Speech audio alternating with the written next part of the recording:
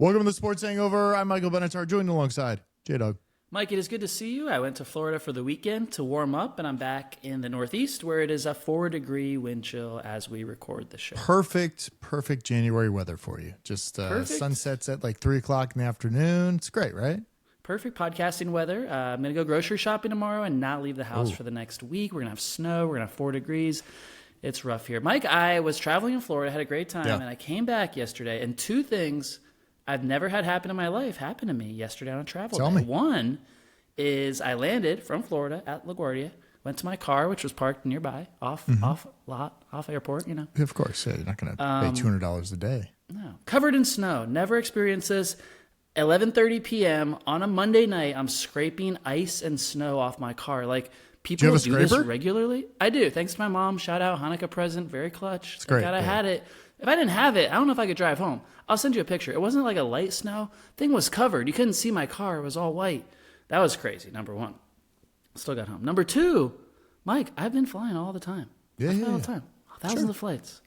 Yesterday, after a long delay because of the snow, Delta, get it together. A flight attendant, as we're about to take off, in line for takeoff at Tampa Airport, gets sick. All of a sudden, I hear the bathroom door slam shut right when we're about to take off. Then the captain gets on. Flight attendant is sick. We got to go back to the gate. Emergency personnel. It was 2.5 hours for snow, 3 hours on top of that for the flight attendant who got sick. I don't feel that bad. Like, if they rushed her off, it'd be a problem. She walked off. I think she was sick to her stomach. Not a big deal. Get it together, Delta. Okay, so what time was your flight originally? What time did you take off? Originally a 3:50 departure, got pushed back every half hour or so to become a 6:50 because of the weather. Ended up taking off around 9:15 because of the flight attendant. Not fun. And how long were you on the plane for? 2 hours?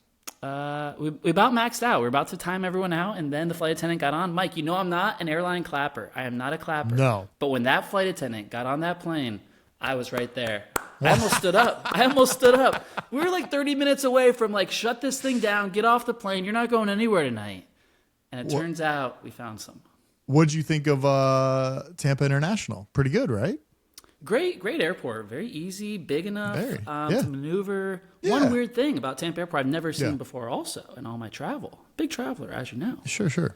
You don't go through security in the main terminal. No. You take the train, and then you go through security. So one thing I saw was a guy with a golf bag going on the train. Dude, you're going to do a U-turn. That's not going to work. Yeah. And then my boarding pass wasn't working to scan into the train area. I had to get help from a woman. That was a very foreign concept. In Orlando, you do security, then you get on the train. Well, that's a shit show in Orlando. Well, it is a shit show because of all the kids there, all the Disney kids and Disney adults who are even a bigger problem than the kids. Jeremy, you have to send out an apology to one of our friends, Josh. He was very hurt by your large amount of bet on the Bills against Denver this weekend.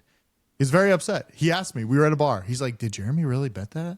I'm like, "Well, yeah, it's in our contest, but he's going all in on the Bills." What do you mean? I bet on Josh. You bet on Josh, but our friend Josh was a Denver fan and very upset about this. Well, let's get into it. No apologies necessary because I didn't make the wrong pick, and we'll talk about it on the show, Mike. Let's talk now. Let's talk about the games. Bills Broncos. That was an incredible game. I wasn't wrong. I put all my money on the Bills. I put all my money in Josh Allen, and Josh Allen played a terrible game, and yet it still went to overtime. If that man played a decent game, if he wasn't great or even good, just decent, less than 4 turnovers. The Bills win the game. The Broncos played like shit and won. They lost their quarterback. I don't know what to say about the Broncos. Well, I think the issue is Josh has been here multiple times. And which one, our friend or Josh Allen? Josh Allen. Okay. Josh Allen. Our friend hasn't had many playoff games the last 20 years. No. But Josh Allen has been here and has not won these games. And I think that's the biggest issue for Josh right now, right? So it's what will he do? How will we get over this hump? Will he never win anything? Because it's Sam Darnold is about to go hopefully to the Super Bowl before Josh Allen. And it seems all these quarterbacks are kind of crazy, like Drake Maye and Stidham and crazy stuff. People are losing their job because Josh Allen couldn't get to a Super Bowl. Josh Allen deserves a lot of the blame for what happened in that game. The amount of turnovers was crazy. One less turnover by Josh Allen. He could have had 3 turnovers. The Bills could have had 4 turnovers with the James Cook fumble and won the game in regulation. The way that the Broncos got gashed on the ground by James Cook, that's not a good sign for them in their next game against the Patriots. What do you think about that catched ball that became an interception? It seemed like Brandon Cooks, who, by the way, the Bills GM keeps his job by running Brandon Cooks out there, but the Bills head coach loses his job. That's crazy. Yeah. Brandon Cooks' knee was down with the ball. Then the ball got taken away, right? That's a catch. I don't know what a catch is really, because sometimes a guy steps 2 feet in the end zone and then drops the ball, and then that's not a catch. And then this was a catch, but then stripped at the same time. So I'm not really sure. I guess watching it live, I was like, oh yeah, it's Broncos ball. If you're just like rolling in motion, I feel like he took it. It's his. But then if you pause it, to your point, like watching it live, you thought that if you pause it, it's like the receiver is down with a knee. Cooks has a knee and he has full possession of the ball before the other dude touched. Yeah. But apparently he didn't like survive the catch, so it would have been incomplete if he dropped it. It just so happened that the other guy grabbed it. The refs don't know what's going on.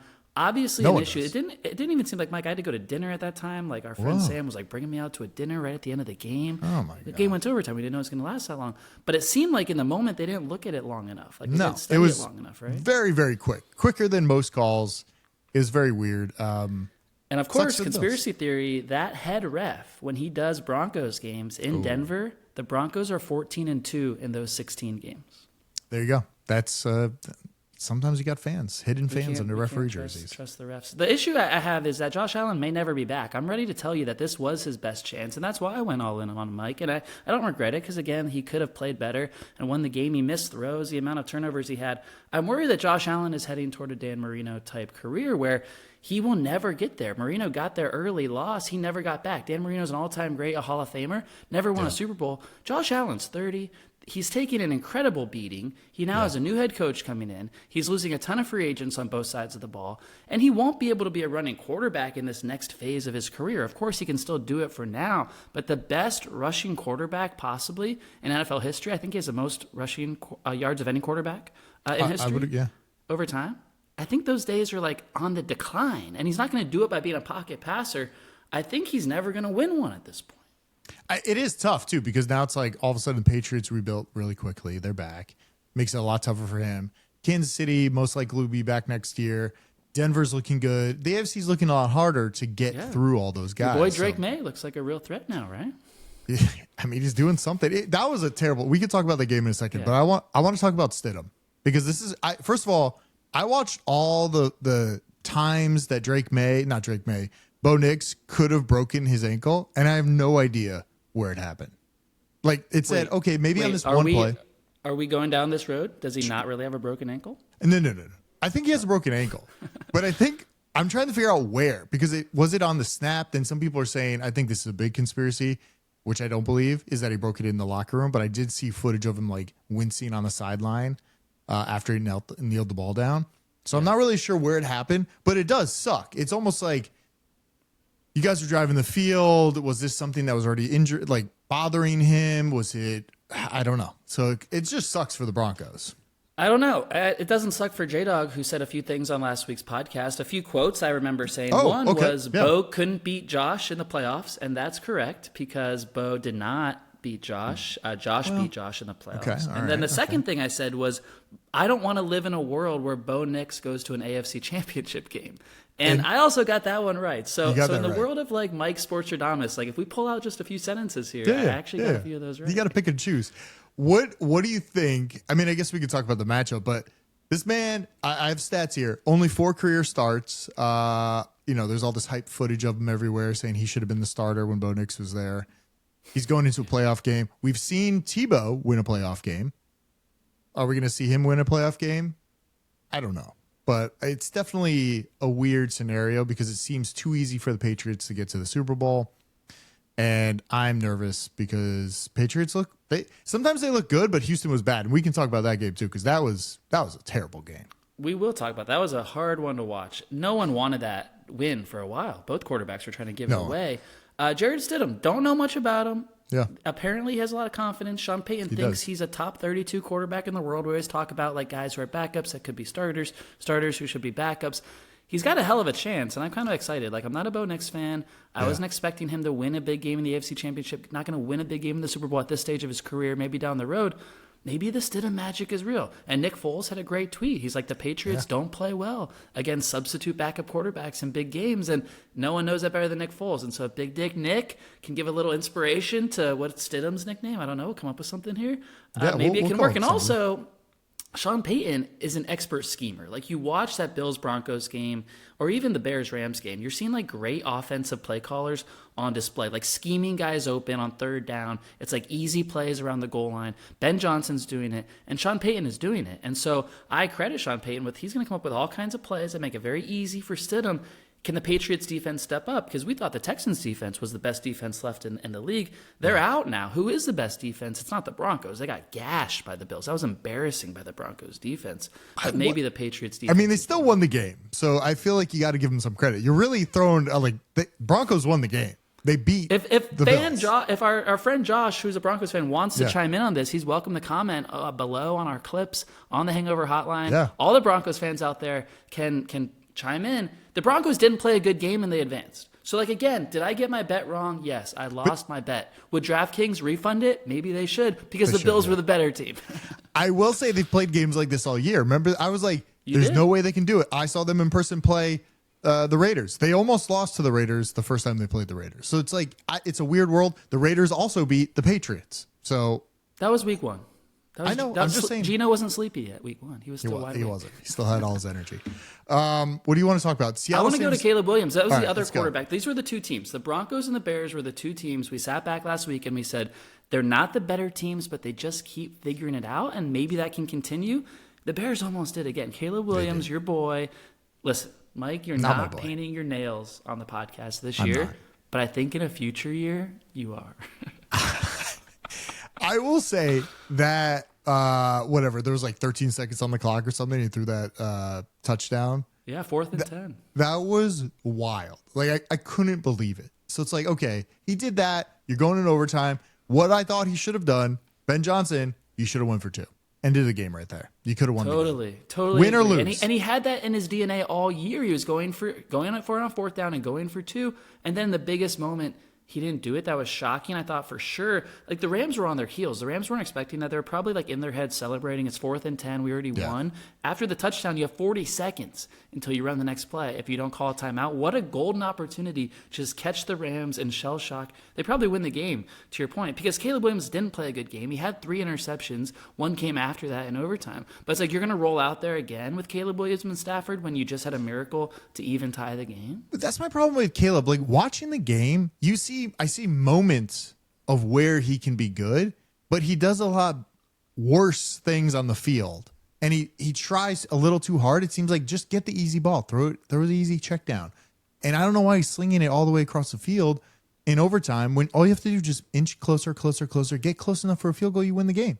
And I don't know if people are like telling them like game strategy, like, hey, be safe here. We just got to move the ball 20 yards. We can kick a field goal.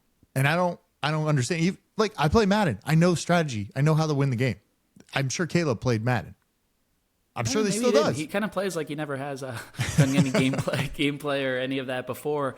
Time clock, all that. Caleb Williams is known for 2 things. One of them, I was talking to a former NFL quarterback today about this, Chris Sims. At work. Today, at work, Chris Sims. Okay. So he said that standing on the field, he was at the game on Sunday, that Caleb Williams' arm strength is among the all-time greats over the history of time. Like Josh Allen arm strength, Aaron Rodgers in his prime arm strength, Brett Favre in his arm strength. That's the kind of arm strength Caleb Williams has, and it kind of shows up in the stats, like miraculous plays, deep balls, Hail Marys, all that. What he doesn't have is like high IQ at the quarterback position. This is not what the former quarterback said. This is what I'm saying. And that's why his completion percentage is so low. And so it's almost like you take these situations where he's not converting it on 3rd down, you're in 4th down, you're in miracle situations. But just like against Green Bay, he also comes through in the miracle situation. So it's almost like, do you let him play his game and don't like overcoach him and let him like be crazy and win games? Or do you like coach him and paralyze his mind and make him check it down and make him play smarter, but take away his greatest strength? I mean, you got to play a little bit smarter because I feel like in scenarios, when you're in that scenario, you got to be like, I got to play smart here. There's sometime like in the first quarter, play crazy, go wild, see what can happen. But when you're about to win the game, you should have played a little safer. And also, it makes me feel a little more confident with Seattle and the Rams this week. They were just in that frigid cold. I feel like they're a little beat up. Falling on cold ground, not nice. Even touching a cold surface, you were shoveling snow in the middle of the night. Not fun. That's true. Not fun. And it was a lot of travel for them again. And Seattle's been at home for a month now. They get to stay at home. I'm pumped for that game. We'll talk about that in a minute too. I also want to recap CJ Stroud. You mentioned 5 turnovers by CJ Stroud. That one-ups Allen's 4 turnovers. How are these supposedly great quarterbacks turning the ball over so much in these big games? It's shocking. Stroud the last 2 weeks, one against the Steelers and the Patriots. Embarrassing. I was calling for Davis Mills with our friend Sam. I was watching the game with them in Florida. I was calling for Davis Mills. He's like, no, you can't do it. Did you think they should have gone to the backup at halftime? At some point, he seemed just defeated. It seemed like he didn't have it anymore. And I was like, yeah, just bring him out. But then I feel like it's a weird scenario. Like, does that mean you're not coming back next year? Are you out at quarterback? Like, I feel like it's a bigger meaning in a playoff game than it is like, hey, but they shouldn't be thinking about that, right? They shouldn't think about hurt feelings in a playoff game. They shouldn't think about next year. You have a chance right now. There's 4 teams left in the world to go win a Super Bowl. I was disappointed that D'Amico Ryans didn't take a more leadership aspect there and go to Davis Mills, who was 3-0 this season in their 10-game win streak. CJ's been playing better, but you saw it last week against the Steelers. It was like 6 bad quarters of football. I thought halftime they were down like 7 or 10. It was still a game. They could have made a change, and maybe we'd be talking about the Texans playing the Broncos instead of the Patriots. Well, it is weird. It seems like Houston, their defense plays well for the first half, and then the second half, they kind of like give up. And Patriots kind of came and took advantage of that. So I don't know. I'm not like, I felt like the Patriots played well, but I'm not hopeful for them. I don't know. It's a weird, I don't trust any team, honestly, going into this weekend. This weekend scares Wait, what me so about, much. we didn't talk about one game, and that was your team, the team that looked the best the entire weekend, Seattle. That was not a game. From the jump, It didn't seem like a game. Again, I was at dinner, nice seafood restaurant in Florida. Wasn't watching much. It seems like I didn't miss much. I mean, first 7 seconds of the game, they got a run back for the touchdown. It was great. It was just like, I'm excited, but I'm holding it back a little bit because it's like, is this real? Can this actually happen? Is Sam Darnold going to, turn back into a pumpkin in this conference game this weekend? Maybe I thought championship last week game. was the game for it. It didn't happen. Yeah, but last week it's like San Francisco's so beat up. Christian McCaffrey is like on his last leg. They just use and abuse him all the time. They're out with Kittle. They're throwing to another tight end the whole game. Like he becomes Kittle all of a sudden. Same white tight end out there just receiving balls. Like it felt like there's not much left. Like we're really scraping the bottom barrel here. People are getting injured. That magnetic field thing might be real. Like people were walking off the field. Who else got injured that game? Somebody else. Wasn't watching it. I don't know. Okay, so somebody else got injured. I'm telling you that conspiracy might be real. Like they should petition to move the practice field. We covered that last week. People can go back and listen to last week's show. It's probably a clip on Instagram or TikTok if you're watching us there. Just scroll down a little bit and check it out because it's real. It's conspiracies. They all get hurt. They all have each other Achilles. Something's going to happen in the Super Bowl that maybe exposes it, which is happening in San Francisco. Mike, I don't think you're giving your team, the Seahawks, enough credit for the beatdown in division weekend. We don't see many beatdowns like this in the NFL playoffs. Maybe if you do, it's week 1 and the wild card. It's like a 7 against a 2. These were 2 good teams. The line was 7, which was big, but it wasn't 10 like the Rams-Panthers earlier in the playoffs. I think Seattle was like workmanlike. They were dominating. They were clean. They were crisp. They had some injuries. We got to look out for the Charbonnet injury. Does that affect them?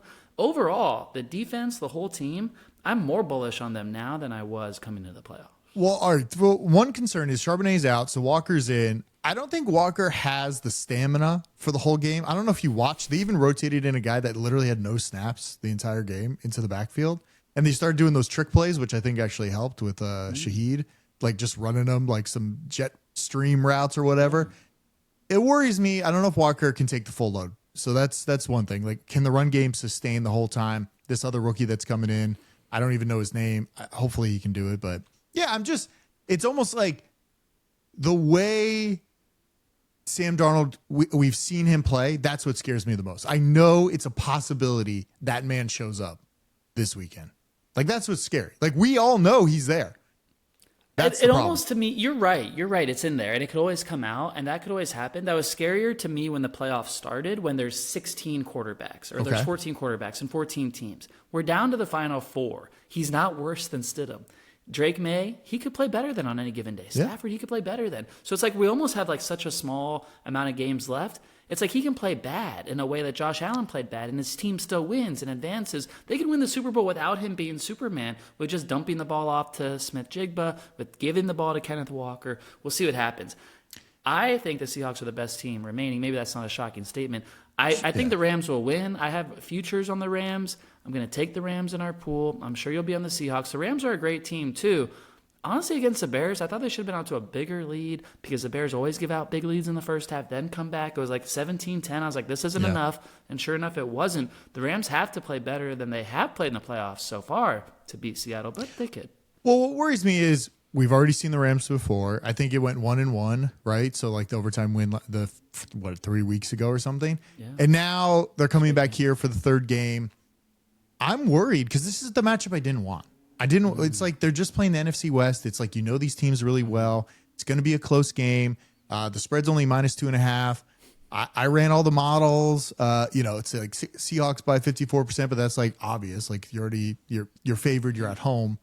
It just worries me that this game is going to come down to, is it going to be an overtime field goal, late field goal? Do you take Rams +2.5 here to like, do I hedge my emotional bet towards the real bet? You are not excited enough about the Seahawks being 2 wins away from the Super Bowl. I'm just saying it's like it's a scary place to be because I know we've seen Sam Darnold for 10 years or something like that. And like we've seen not great Sam Darnold. I mean, we saw him in Minnesota. He broke down in Minnesota.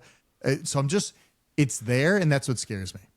Mike, that's all. I know you had a poor year gambling when you keep looking over your shoulder in the playoffs for someone to come stab you in the back, even when you're making good picks. You were on Seattle. You were right about it. You're in our playoff pool. You're 3 out of 4. I only have the Rams left. You have the Seahawks, the Broncos, the Pats, all those high seeds who I thought would be upset. We're not upset. I was fading the 1s and the 2s last week, and it did not work out for me. I think the Rams can still win the Super Bowl, and then I still win our event. I want to mention something. A few weeks ago, we had a very viral clip on Instagram. It was about me receiving the script from the NFL for the Super Bowl Bills-Rams. Yeah. I received a script, and clearly it wasn't right. But I have a new update for the listeners, for our social media followers. Oz the Mentalist is where this update is coming from, not the NFL. Oz the Mentalist. You saw this. Well, maybe it's real, Mike, because he nails all this shit. He visited the Rams training camp before the season began, and on video predicted the Rams beat the Broncos in this season's Super Bowl 23-14. Now, no one in training camp had the Broncos and Bo Nix in the Super Bowl. So that alone has me eyes wide open to that matchup in the Super Bowl. Can I tell you another weird conspiracy? On the NFL website right now, like the playoffs began, all the quarterbacks are lined up. But the only 4 quarterbacks in the front of everybody are the 4 quarterbacks here, minus Bo Nix.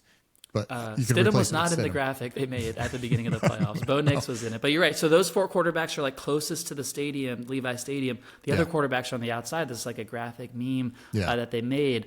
And that was before the playoffs started. So those 4 closest to the stadium are now the 4 there. So conspiracies abound here. The script writers are working hard. All right, so your pick this week, you are taking the Rams money line?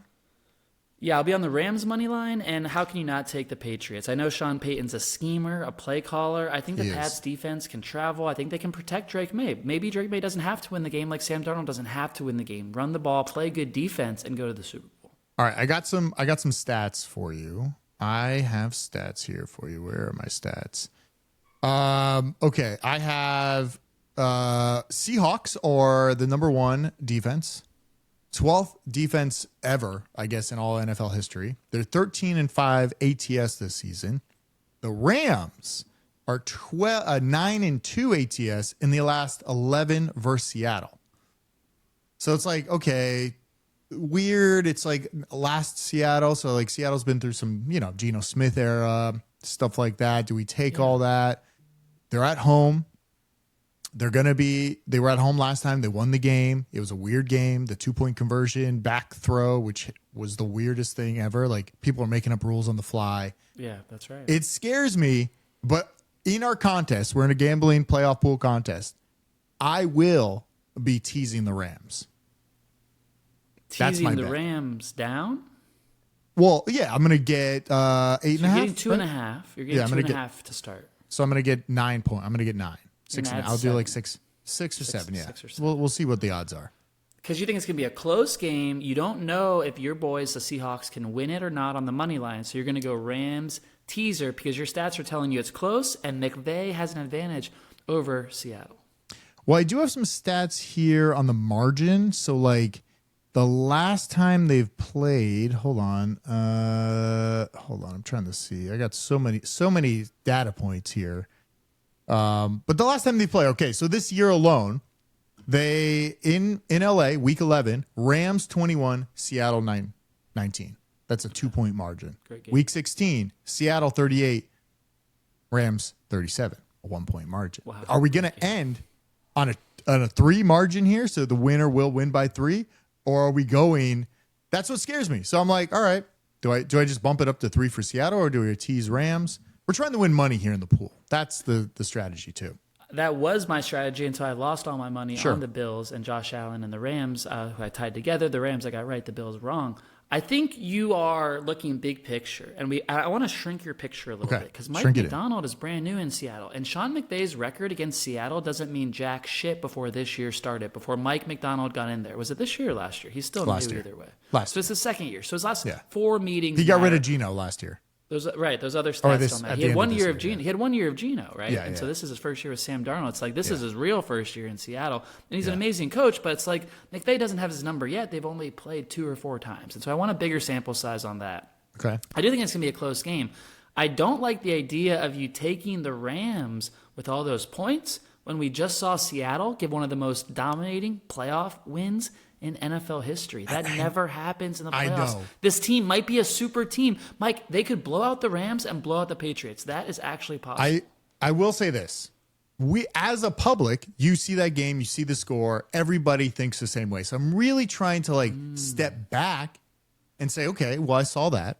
What is the real team? What does the data show? And the data shows every game has ended with less than 2 points to win the game. So obviously the 2.5 is like the perfect line because it's probably going to end we're at 2. So I'm for just another classic is what it sounds like. it's hopefully it's a classic. I kind of wish it was separated. I wish we got a Saturday Sunday game, not Sunday stacked. Oh, interesting. Yeah. Sunday's for football, though, right? I mean, it's NFL. It is, but we're in like the playoffs and you're already putting like a whole slate on Saturday anyways. Might as well give me a Saturday and a Sunday game so I could really lock in, Like give me 2 Saturday and I'm Sunday okay games. with Sunday. I kind of like how the times are later. It's not 1 and 4 for me. It's 3 and 6:30 on the East Coast. Good times. Start at 3. It'll go all the way till dinner time until I get the Sunday scaries and have to go to work on Monday. All right, let's talk Patriots Denver. This is Tough blow with a backup quarterback in this game. I'll just say, Bo Nix, Drake Maye is an exciting game. Bills win. Josh Allen, Drake Maye, exciting game. Not real excited for this matchup now.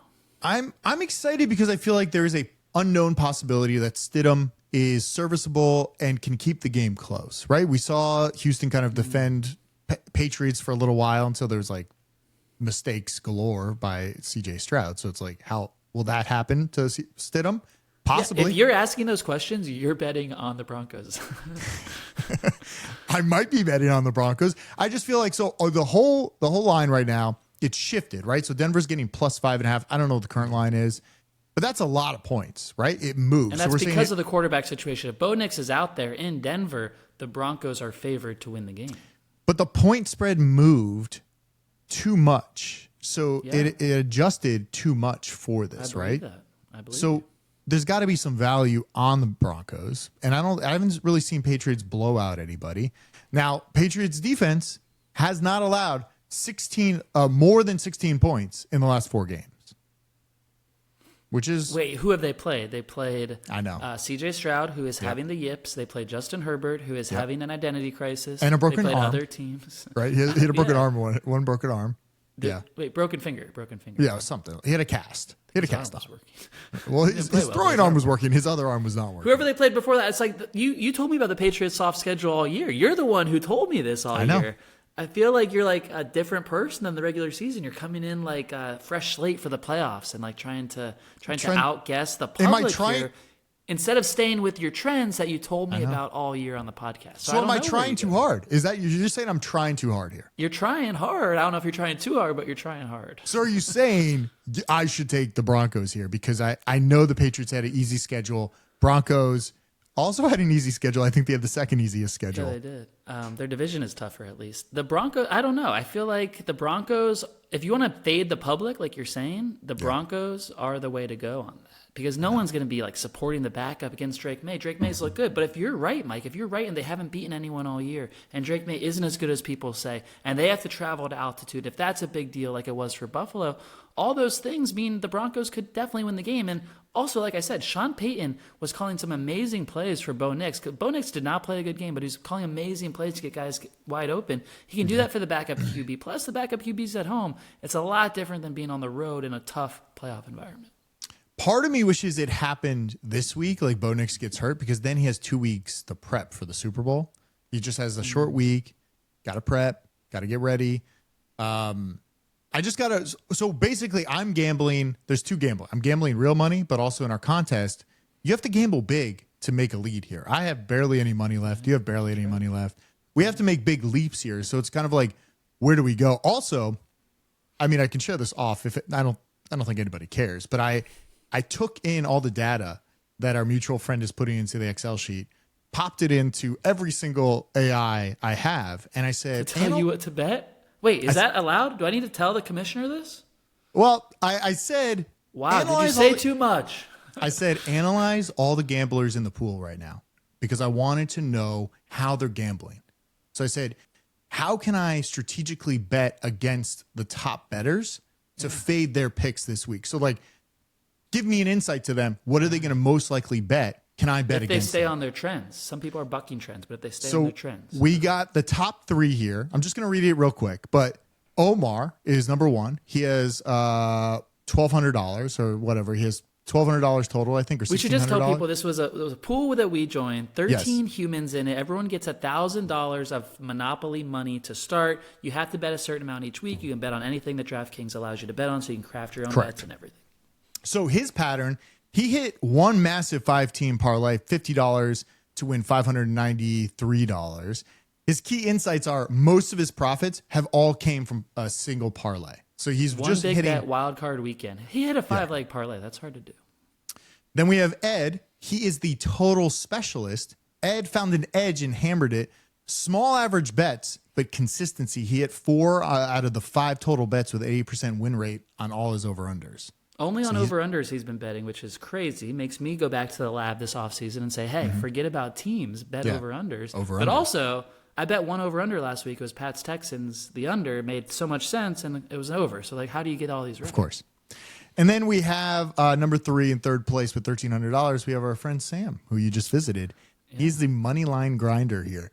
Sam bets who wins. He does it just pure, like, he just knows winners. But he picked contrarian winners. So he picked Denver, New England, and but Chicago did not win on the money line. So, but he did bet it on plus 3.5. He was 3-0 in a bet, so it was a tough weekend for me staying with the guy who went 3-0 in his bets as I lost my bankroll. But as I said to Sam, who you just analyzed, better for him to win the weekend while I'm staying at his house than me win while I'm staying at his house. Yeah. I think it would have been a DDP, deep dark place, and it wouldn't have been bad. I may have been kicked out. So it's all for the best that Sam's doing well.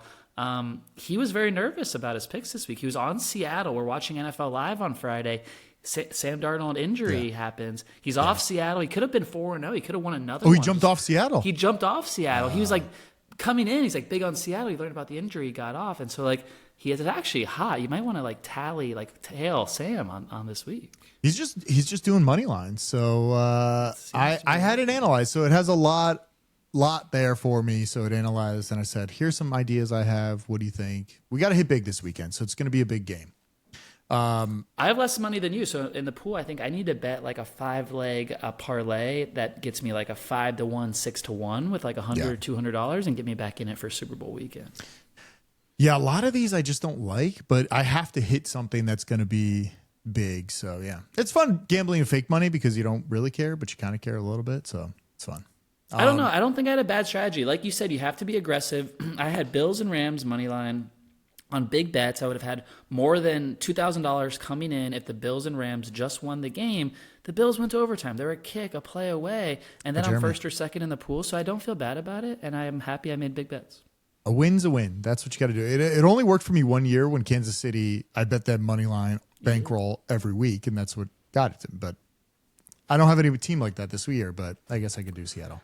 All right, that's all I got. Next week we can do some like big props, a lot of props, talk a lot of props for the game.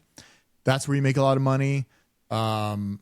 What else are we doing? We're going to do squares for Super Bowl. I next think week it's tough because then we have a 2-week break to the Super Bowl. Maybe we'll talk like Olympics preview next week, Mike. One of your favorite subjects. Okay. That's coming up. I'm going skiing next week.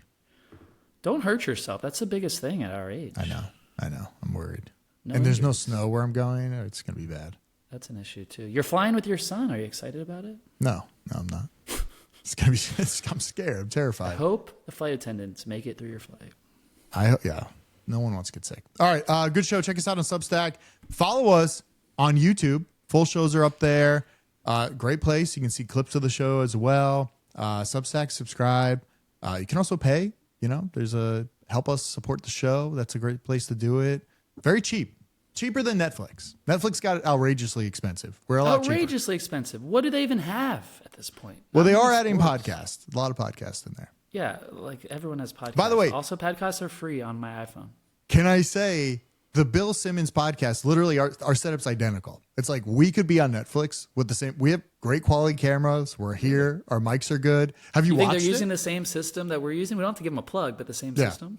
I imagine they're using something like that because somebody's able to control the camera. You can control camera here. I can see who's on screen. We can do all that stuff. But wait, does Cousin Sal have an Emmy around behind his head like I do? He might. He's been on Jimmy Kimmel a few years. Jimmy Kimmel, but Jimmy won it, not Sal. So well, he's part of the show, so who knows. Yeah. But, all right, we're everywhere free. You don't have to pay, but you could support the show. You could support us. Also, social is blowing up. We've had viral clips, like I mentioned earlier, on Instagram and TikTok. Choose your weapon and follow us on one of those two handles because clips are being churned out there. And we're actually getting like a ton of new followers and likes. That's weird. And people are commenting on our videos and they all like dislike our takes, but they're commenting. So it's great for us. So keep hating on our takes and we'll keep monetizing your efforts. It's great. Just, keep hating. It's great. All right. Good show. See you.